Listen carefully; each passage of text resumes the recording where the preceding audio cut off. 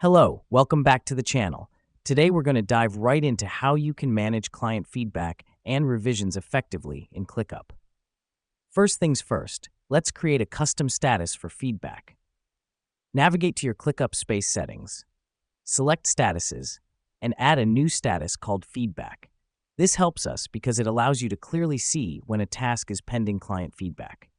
Now that we've done that, it's time to create a form for your clients to fill out when they have feedback.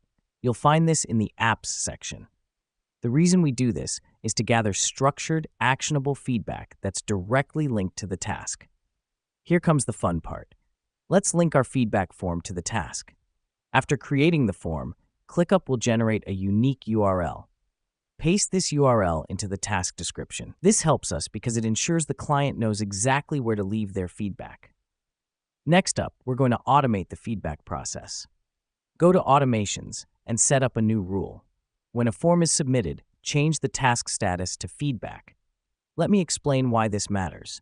It automatically updates the task status when feedback is received, ensuring nothing slips through the cracks.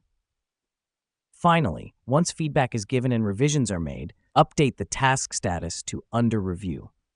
This signals to your client that their feedback has been incorporated and the task is ready for their inspection. And that's it, a streamlined process to manage client feedback and revisions in ClickUp. Remember, open and efficient communication can make or break a project, and with these steps, you're well on your way to success. Thanks for tuning in.